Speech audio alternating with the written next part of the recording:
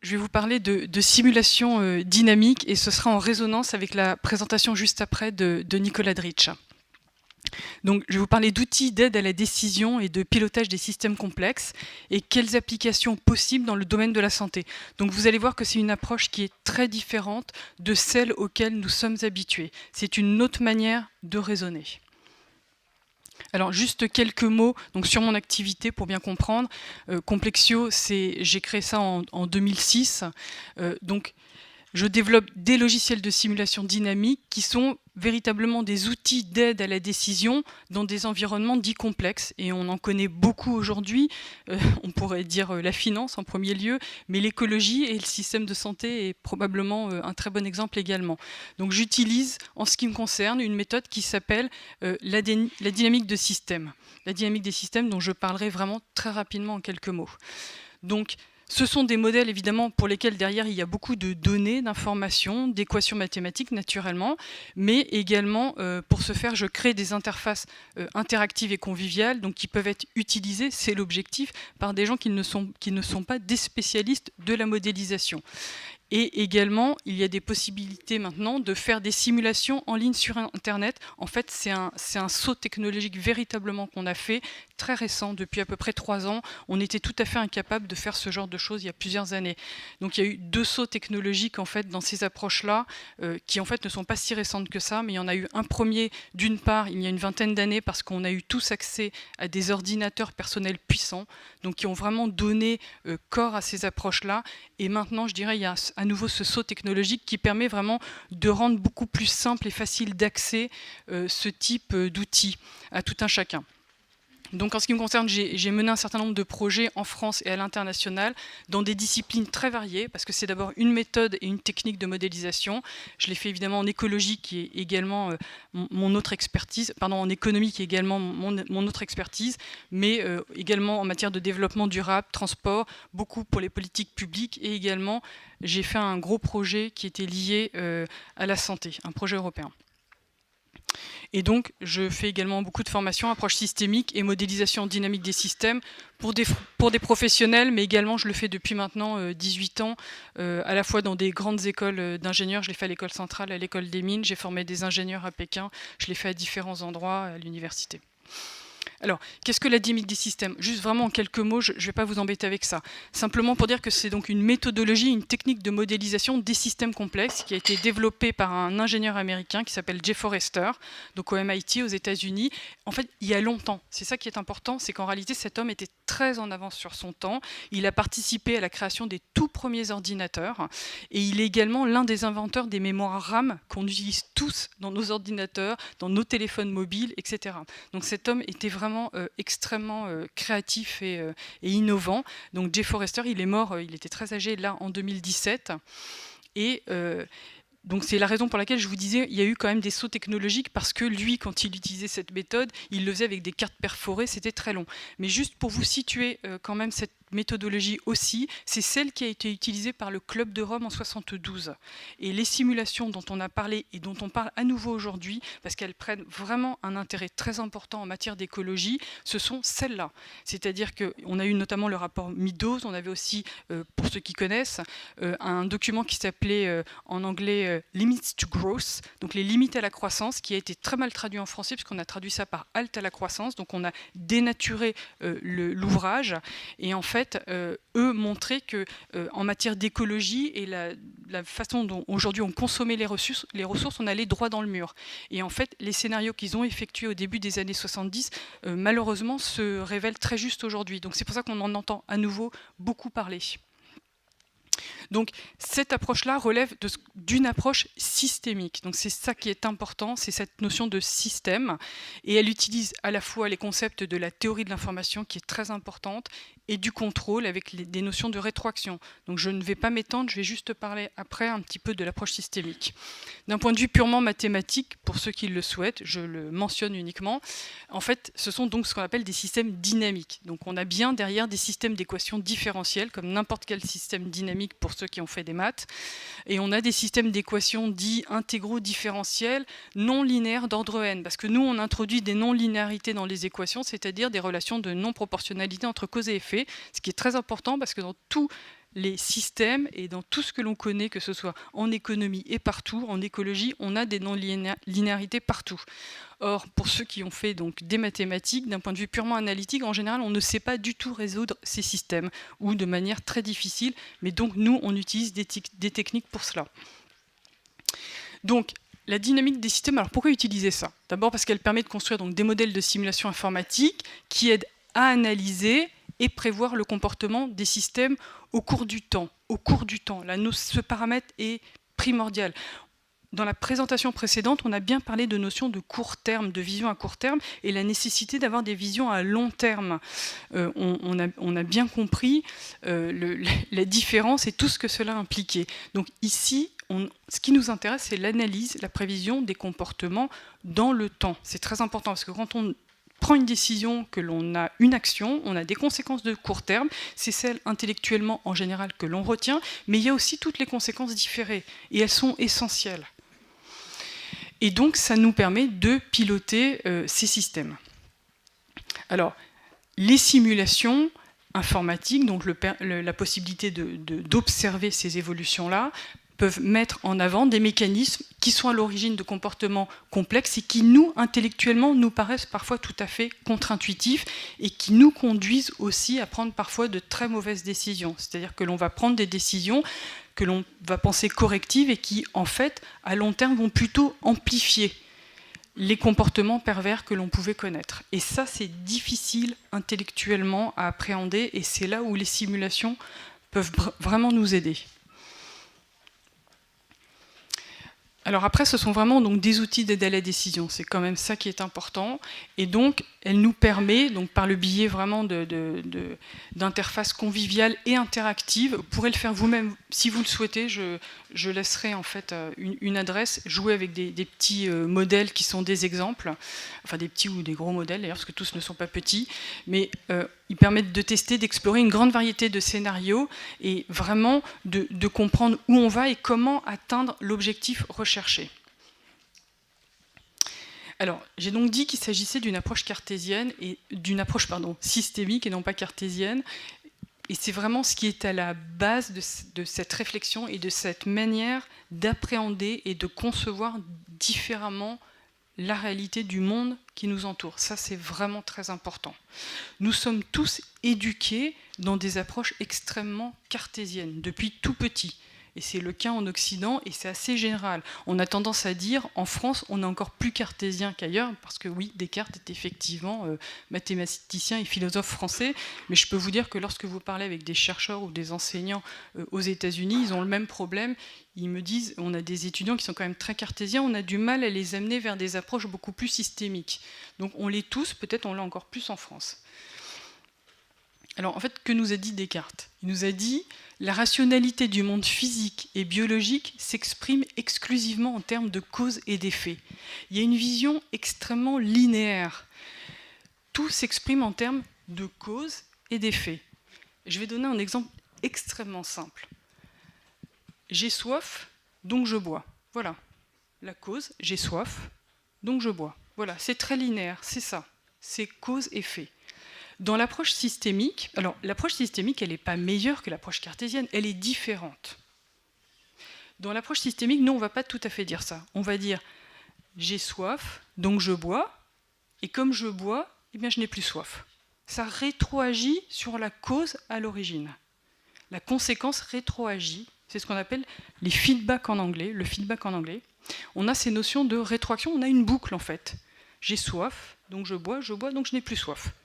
Alors, alors ça c'est un exemple hyper simpliste, mais pour beaucoup d'entre vous, je pense que vous connaissez le principe de l'homéostasie, on est en plein dedans.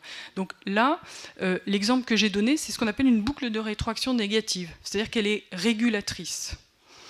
C'est pour ça que ça s'applique très bien notamment aussi à l'écologie. Dans les systèmes naturels, on a énormément de phénomènes de régulation. Ce sont donc des boucles de rétroaction négatives. Et il n'existe que deux types de boucles en systémique. Il y a les boucles négatives, donc régulatrices, stabilisatrices, et les boucles positives, qui elles sont au contraire amplificatrices. Voilà, alors ça peut être parfois conduire à des comportements d'ailleurs que l'on appelle vicieux ou vertueux. Voilà, c'est deux types de boucles qui existent, il n'y en a pas d'autres. Donc, encore une fois, j'insiste, c'est une manière différente d'appréhender la réalité et elle relève d'une vision holistique. C'est-à-dire que l'on considère évidemment qu'il faut raisonner dans la globalité. On ne peut pas compartimenter, on ne peut pas diviser les problèmes. Ce qui est très difficile à faire, on est obligé de raisonner comme un tout, un ensemble. C'est vraiment la vision holistique et elle implique nécessairement de l'interdisciplinarité. Donc moi, mes compétences, je les mets toujours, comment dirais-je, au service d'autres disciplines. Alors, ce que je fais ne s'applique pas à tout et à tous les problèmes, loin s'en faut, mais de fait, on peut l'utiliser pour beaucoup de disciplines différentes. Donc, pourquoi réaliser les simulations informatiques? Alors là, j'insiste un petit peu là-dessus parce que la dynamique des systèmes n'a jamais vraiment ne s'est pas véritablement développée en France et c'est une spécificité française, alors que ça s'est développé très bien partout dans le monde anglo-saxon, mais pas seulement. Vous, en Allemagne, en Italie, vous en trouverez beaucoup et de plus en plus en Asie, et raison pour laquelle j'ai enseigné à Pékin.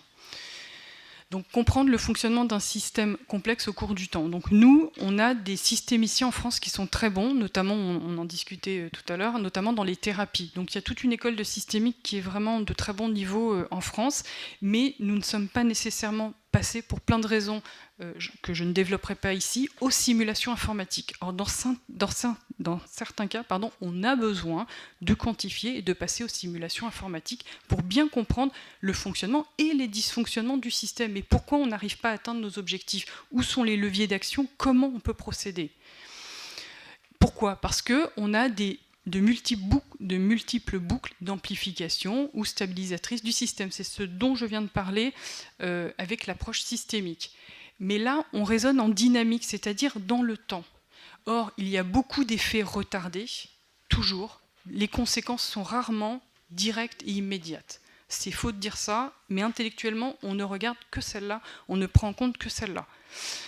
Et de plus, on a des relations non linéaires à peu près partout, dans tous les systèmes, donc des relations de non-proportionnalité entre cause et effet. Et tout ça, tous ces éléments-là sont vraiment à l'origine de la complexité des comportements des systèmes dans le temps. Ce qu'intellectuellement, on ne peut pas faire. En revanche, on sait en général bien identifier les différentes boucles, les comprendre, on peut éventuellement, quand on en a besoin, quantifier, etc. Et après, on peut simuler l'ensemble. Donc c'est là que l'on a besoin de l'outil informatique et des simulations.